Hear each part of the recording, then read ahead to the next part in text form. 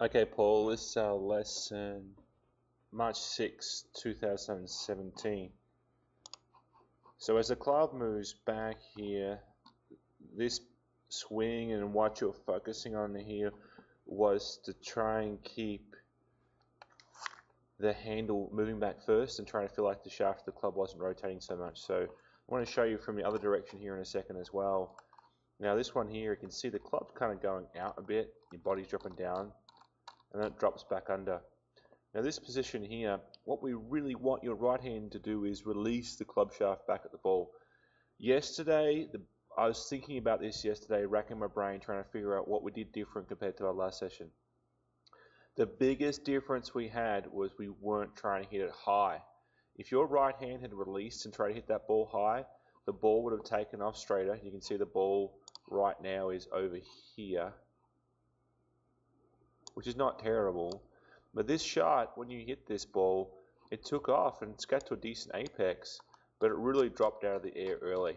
You can see how much it was hooking in its flight through the air through here.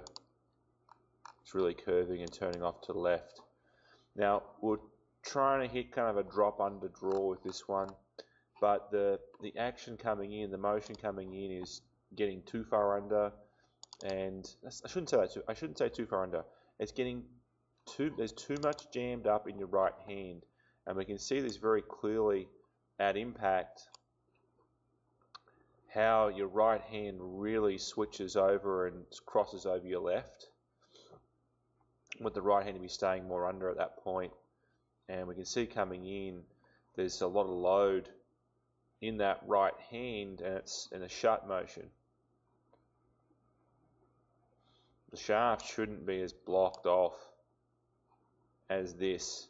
You can see here now how the shaft is still pointing more towards your left shoulder. It should be pointing more towards your right shoulder. That shaft needs to be more over here at this point, which means your hands have to release and let go, but they have to do it from that under position. So some of our thinking I just didn't stick with enough, and really frustrated with myself for not talking about trying to get the ball in the air. So the number one thing we did wrong yesterday was we didn't try enough to get the ball in the air with your hands, and especially with your right hand for driver. And that was one of our big things that was successful in our previous session, was the irons were compressing and the driver was getting it in the air.